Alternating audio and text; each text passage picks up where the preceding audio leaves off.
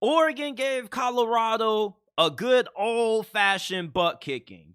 They destroyed the Buffs 42-6, and this game was over as soon as it started. As soon as Colorado went down 21-0, I already saw the writing on the wall. And then they started playing the soundbite from Dan Lanning's pre-game motivational speech when he said, "They're chasing clicks, we're chasing wins."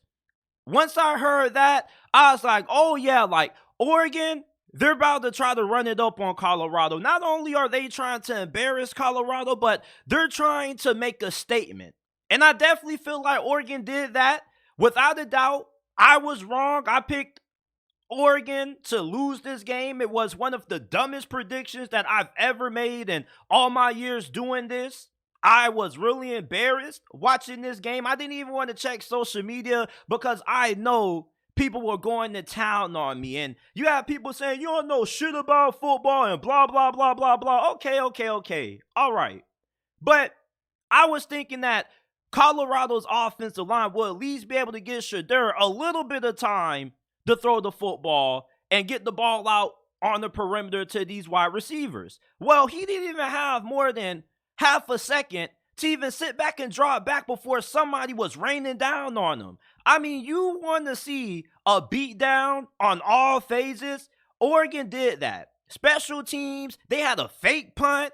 I mean, Oregon came into this game not just with something to prove, but they really wanted to give it to Deion Sanders. Okay, and it's funny how a program that only won one game last season seems to have a large target on their back. I don't know why Oregon felt like they had to play this game like they were in the damn Super Bowl against a team that was a 21-point underdog against them. I get that you really want to prove to people that Colorado isn't really all that great, and we get that, but it's not like people were expecting Colorado to compete in this game, minus me and a few other people. Realistically, most people expected this game to go the way that it went. I don't really think that Oregon gained anything out of this beatdown outside of proving a statement. And I give a lot of props to Dan Lanning for how he had his team ready to go in this game. Yeah, you may disagree with him saying they're chasing clicks, we're chasing wins. I mean, Colorado, I don't think they're doing anything for publicity. They won 3 games. This is obviously a team that has overexceeded expectations. They had an over-under win total of 3.5. Okay, so it's not like Oregon was going up against a team that people were picking to be in the national championship. But Oregon felt disrespected because although Oregon has a really great team, many people, all they were talking about was Colorado and Deion Sanders, and I can understand why Oregon felt like they had something to prove in this game. And Bo Nix, if you didn't know how good Bo Nix was before this game, you definitely know that he's one of the best quarterbacks in college football. I mean, he was lights out from the opening drive to the final whistle before he got taken out for Ty Thompson. Bo Nix was completely flawless in this game. Oregon beat up Colorado up front on both sides of the football. Oregon's offensive line is big as shit. Oh my God. Their offensive line against Colorado's defensive line was like a JV varsity team in high school going up against an NFL team. That's how it looked. Oregon's offensive line is massive. It's like they got some damn sumo wrestlers on that offensive line, man. And it's like Colorado's defensive line couldn't get any push at all. The only dude who was making some plays in Oregon's backfield was number 44 on Colorado's defense. And that was about it.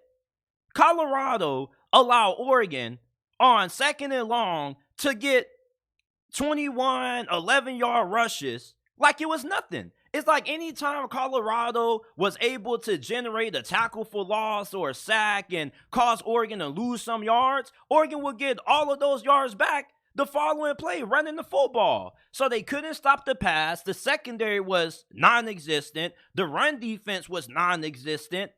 Coach Prime really needs to hit that transfer portal hard this offseason. He doesn't need to go after any skill position. Skill position is straight. You may only need about 2-3 more cornerbacks if you're Deion Sanders, and that's about it.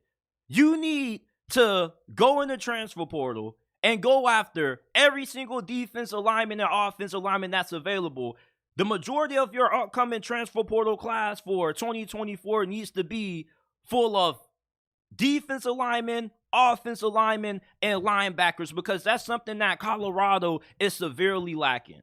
And I'm stupid because I come on here and I lecture you guys about how football is a game that's won and lost in the trenches. But yet my dumb ass picked Colorado, a team that was obviously outmatched up front. And normally when you're outmatched up front, the way that Colorado was in this game, you already lost. Oregon already had this game won before the game even started. Their offensive line was able to do whatever they wanted to do against Colorado's defensive line. And if you can't get no push, you're not going to be able to get off the field, and you're going to give up a lot of big plays, and you're going to get gashed.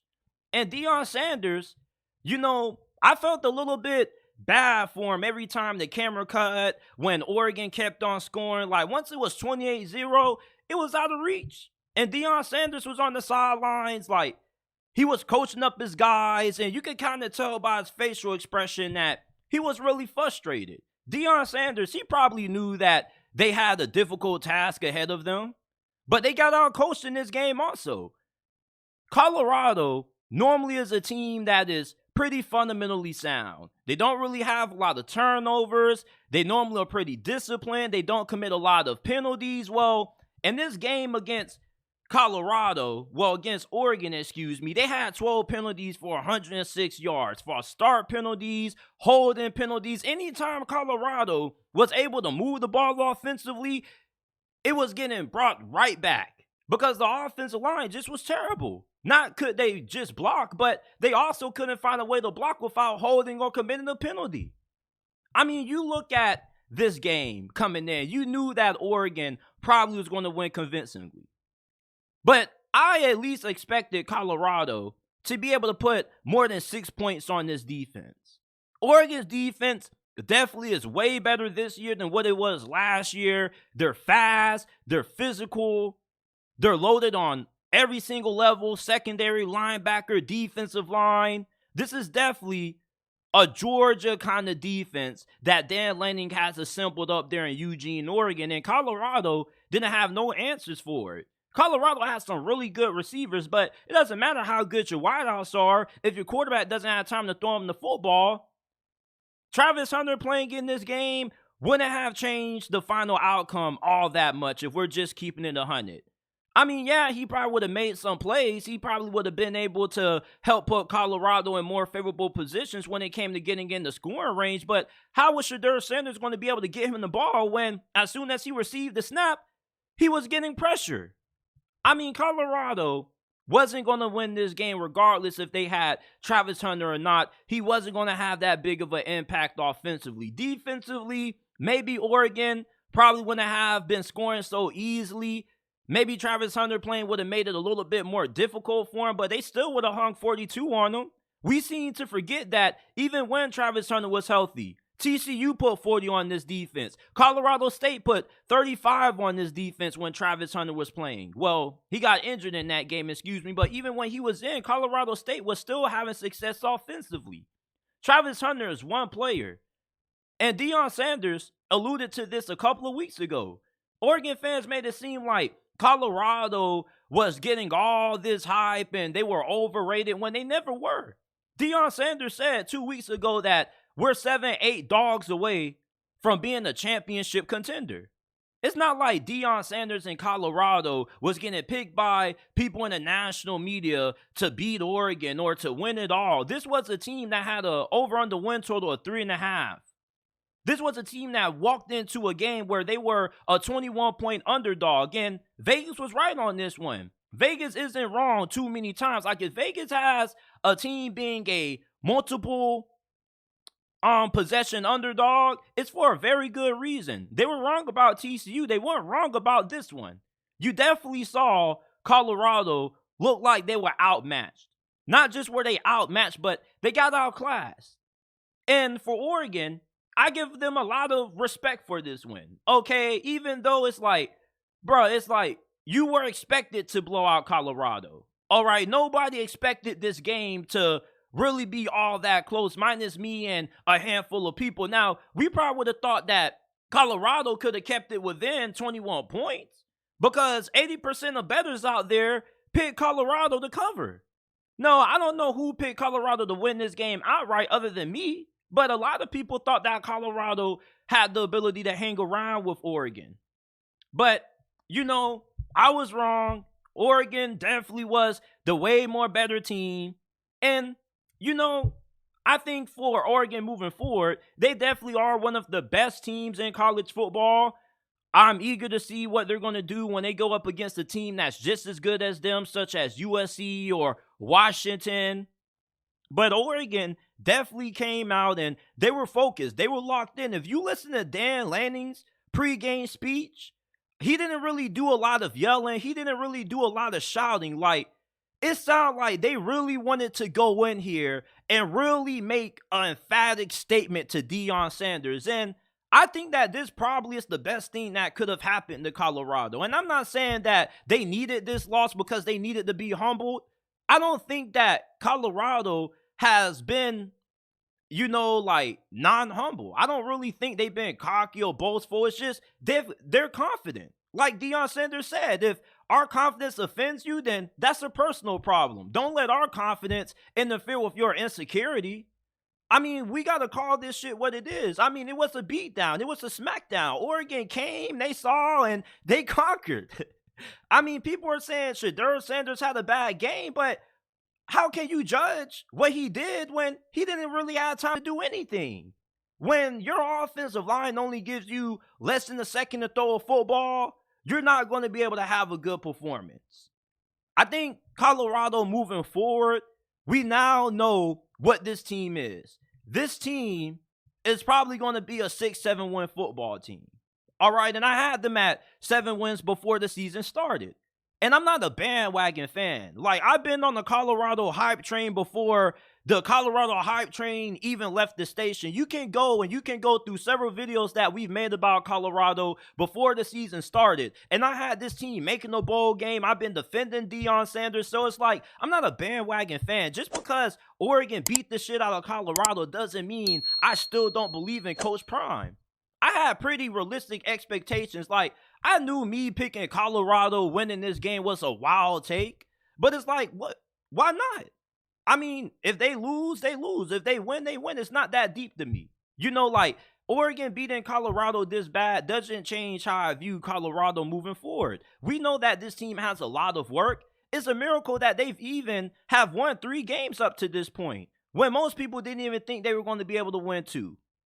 Oregon is a great team. They proved that. This was a great measuring stick for Colorado football in terms of how far away are they from being on the level of Oregon, for being able to compete for a national championship. And obviously, they got a lot of work that they need to do because that defense is dog shit.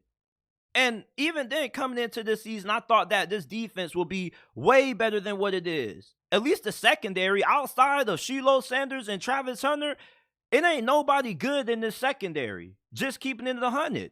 And I'm a little bit surprised at that because Deion Sanders is one of the greatest cornerbacks to ever play this game. He's in the NFL Hall of Fame. So I would think that if the defensive line was going to be terrible, at least the secondary would be great. But the secondary ain't no better from the defensive line. And the wide receivers are good, but the offensive line stinks. And you can't run the football, so you can't be balanced. Colorado, they're not going to be able to compete with Oregon. And they may not be able to compete with USC. Maybe they have a better performance. Coach Prime said that after the game, he didn't really think it was a huge talent discrepancy being the reason why they lost the way they did. He feels like, the coaching staff didn't really do a good job preparing for this game, and they didn't really execute. So if that is right, Colorado and Deion Sanders expect to put up a better fight against USC, but we'll see. Now, I'm not expecting Colorado to get blown out. With Deion Sanders being the head coach, there's a level of play that I expect out of Colorado, regardless of who they play. I don't expect them just to put 6 points on the board. The thing with Colorado is that you can't judge this team solely based on talent, because if you were judging this team based on talent, you probably wouldn't have had them winning more than 3 or 4 games. This team is normally pretty well coached. They don't really beat themselves. They don't really have a lot of costly penalties, and they had that in this game. And playing on the road in a tough atmosphere like Autzen Stadium is very difficult for any team to win that, especially a team that has a roster that's been constructed from the transfer portal. And I mean, it seems like all I'm talking about is Colorado, but what more do you want me to say about Oregon? I mean, they beat the shit out of Colorado. There's only so many adjectives and words I can use to describe Oregon's dominating win over Colorado. There's not really much to say about it. I mean, like, what can you say when your team is successfully converting fake punts with an offensive lineman? You're going for 2-point conversions and you're successful. That just shows you're just a way better football team. Like, Dan Lanning and Oregon wanted to do more than just win this game. Like, they wanted to embarrass Coach Prime and the Colorado Buffaloes. Like, we keep talking about how Deion Sanders in Colorado keep saying this is personal every single week, it seems like. But for Dan Lanning and Oregon, this was really personal for them. Like, they really had a goal of going out there on national television and wanting to beat the holy brakes out of Colorado. Like, they really wanted America to see this onslaught, this live murder that we witnessed on national television. But here's the thing. If you're an Oregon fan and you think that more people are going to be talking about you after this win than what they were before, you're wrong.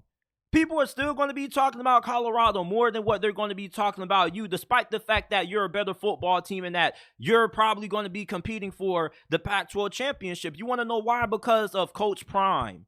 It's just the Deion effect. Oregon beat Colorado when they were a 21-point favorite. The final outcome wasn't really that big of a surprise.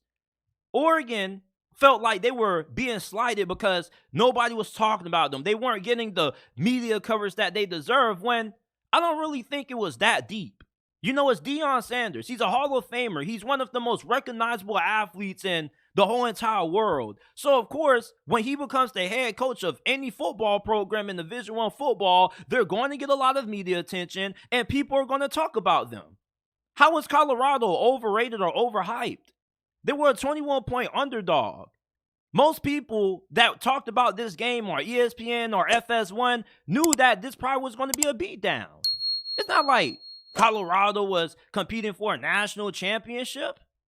Like, I get why Oregon, had the level of intensity that they did, and I'm not trying to take that away from them. But all I'm saying is that, nothing's going to change in terms of how people view Colorado. Like, most people fuck with Deion Sanders. Most people are rooting for Colorado. Most people are still going to tune in to every single Colorado game. Colorado is breaking records.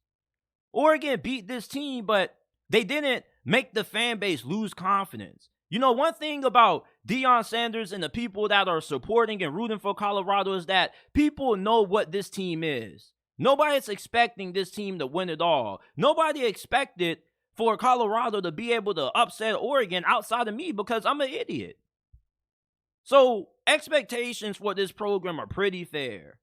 But the reason why I address this is because there's been like hundreds of Oregon fans and non-Colorado fans that have been hitting me up saying, do you still believe JT? Hell yeah, I still believe. Wait till Deion Sanders gets his recruits in. Wait until he continues to build this roster up and it's on the same level of Oregon. Like he said in his post-game press conference, you better beat me when I'm down because when I'm up, you're not going to like it. Yeah, like, I can't wait to see what Colorado does the next time they play Oregon in 2-3 years, if they ever schedule them. And I'm pretty sure they will schedule them because this is personal. Like, Deion Sanders got embarrassed and humiliated. Did you not see the look on his face every time they did the camera cut on the sideline to him when Oregon was scoring once another touchdown? And word on the street is that Oregon just scored again. At the time we're recording this, Oregon just went up another touchdown on Colorado. It just became 48-6. I mean, Deion Sanders was embarrassed. Deion Sanders doesn't like being humiliated like that.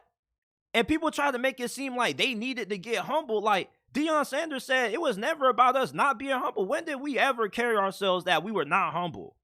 Like, Deion Sanders literally has stated several times that they're a couple of players away from being where they want to be, but that doesn't mean that they're not going to come in with a chip on their shoulder. They're not going to come in and expect to win every game, because why would you go into every game expecting to lose? That's just doesn't make a lot of sense. It's like, what if you're an Oregon fan, what did you want Colorado to say going into this game? Like, yeah, Oregon's a great team. Like, we know they're going to kick our ass, but we're going to give it everything we got. Like, no. If you're playing against a team like Oregon, you're expecting to be able to win, because nobody goes into any game, regardless if they know they're going against a team that's way more better than them, and says, yeah, like, we're not going to win at all. Like, of course, people are going to have confidence. You're mad because Colorado was confident in themselves? I mean, Oregon was the much better team in all phases. Bo Nix was a great quarterback. I mean, he outplayed Deion Sanders, although it was a little bit unfair because he had time to throw and Deion didn't. But let's just call it what it is. It was an ass whooping, an old-fashioned ass whooping. That's what Oregon gave Colorado. They told Colorado to bend over, pull your pants down, and we're about to give you a whooping with a leather belt.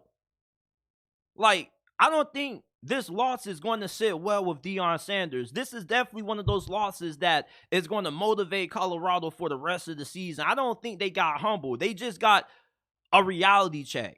And the reality check is this, that there's going to be some games where Colorado is just going to be physically outmatched. This team could only be so decent at certain positions. Like, they got good receivers, they got a great quarterback, and they got a fantastic offense.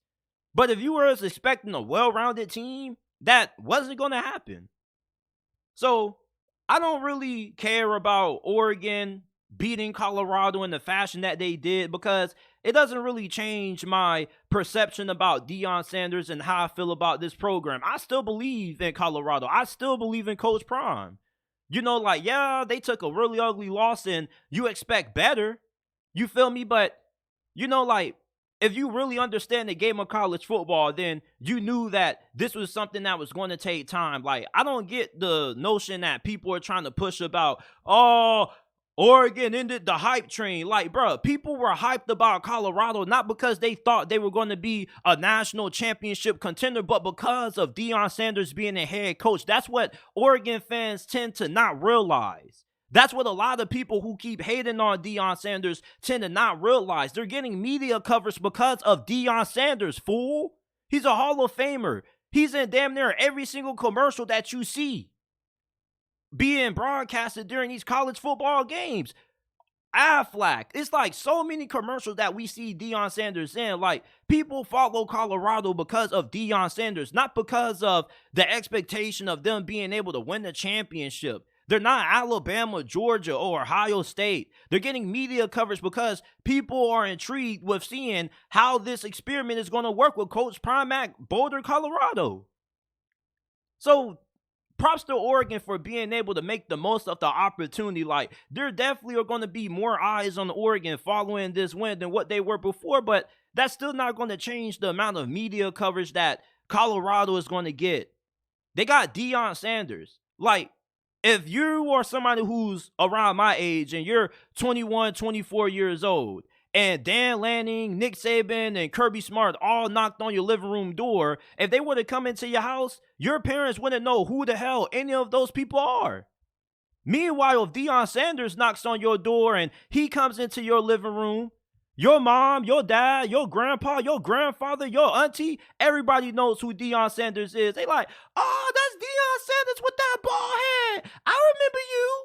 Yeah, like, maybe your mom or dad may know who Nick Saban or Kirby Smart is if they really follow college football like that. But outside of that, it's like everybody loves Deion Sanders. Like, Oregon fans made it seem like they were getting so much attention because people thought they were a great team. No. There's people who never watched college football ever in their life watching college football now because they want to watch Deion Sanders. My grandparents don't watch football. They're watching college football because they want to see Deion Sanders. That's why they're getting so much attention. People just want to see Deion Sanders.